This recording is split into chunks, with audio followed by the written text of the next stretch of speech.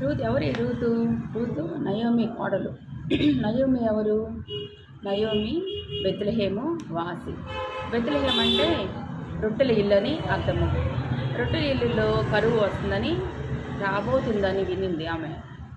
రొట్టెల ఇల్లులో రొట్టెలు అంటే రొట్టెలు సమృద్ధిగా ఉండే ఇల్లు బెత్లెహేము. ఆ రొట్టెల ఇల్లునే వదిలి ఆమె శపించబడినటువంటి మోయాబు దేశానికి వెళ్ళినప్పుడు అది శపించబడిన దేశం కదా. శపించబడిన దేశంలో ఆమె మరి ఇద్దరు కుమారులతోటి భర్తతోటి వెళ్ళింది. ఇద్దరు కుమారులని భర్తని పోగొట్టుకుంది. మరి వాళ్ళిద్దరు కోడళ్ళు ఉన్నారు. అప్పుడు ముగ్గురు విధవరాండ్రయ్యారు. ఆ దేశంలోనే మళ్ళీ దేవుడు బెత్లెహేమును అనగా తన దేశాన్ని జ్ఞాపకం చేసుకుంటున్నాడని విని, తన ప్రజలను జ్ఞాపకం చేసుకుంటున్నాడని విని మళ్ళీ ఆ దేశానికి వెళ్ళాలని బయలుదేరినప్పుడు ఓర్పా ఆమెను ముద్దు పెట్టుకొని వెళ్ళిపోయింది. మరి మోషే గురించి చెప్పబడుతుంది కదా. మోషే ఐగుప్తు ధనము కంటే దేవుని విషయమైన నింద గొప్ప భాగ్యమని ఎంచుకొని అల్పకాల పాపభోగం అనుభవించుట కంటే దేవుని ప్రజలతో నింద అనుభవించుట గొప్ప భాగ్యమని ఎంచుకున్నాడంట మోషే. మరి తనకి ప్రతిఫలముగా కలగకపోవు దాన్ని ఆశించాడు. ఏం కలగబోతుంది ఆయనకి దేవుని రాజ్యములో దేవుని ఎదుట ఘనత కలగబోతుంది.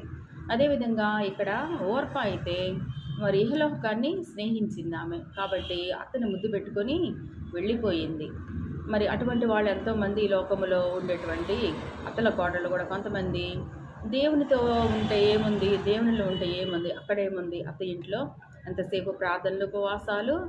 మరి అంతేగాని లోకంలో ఎన్నో ఎంజాయ్మెంట్లు నేను చెప్తే కొంతమంది కోడళ్ళు అత్త ఇంటిని మరి అత్తగారింటిని విడిచిపెట్టి వెళ్ళిపోయే వాళ్ళు ఉన్నారు.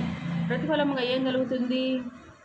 వాళ్ళు దేవుని యొక్క వాగ్దానాలను, దేవుని యొక్క మరి దేవుని యొక్క ఆశీర్వాదాలను పోగొట్టుకుంటారు. ఓర్ప అయితే ఆమె కూడా ముందుగా కలగబో బహుమానం మంది దృష్టి ఉంచిందేమో. ఆమె దేవుని యొక్క వంశావళి, యేసుక్రీస్తు వంశావళిలో ఆమె పేరు మరి రావటానికి, యేసు ఆమె సంతానములో నుండి దావీదు సంతానములో లోకరక్షకుడని యేసుక్రీస్తు రావడానికి ఆమె మరి ముందుగానే యోచించిందేమో, ఆశించిందేమో. దేవుడు యేసుక్రీస్తు వంశావళిలో ఆమె పేరు రాయబడింది. మరి ఆ విధంగా తన తల్లి ఇంటికి వెళ్ళిపోయింది ఓర్ప. రెండవ కోడలు నయోమి రూతుతో కూడా బెత్లెహేంలోకి వచ్చింది.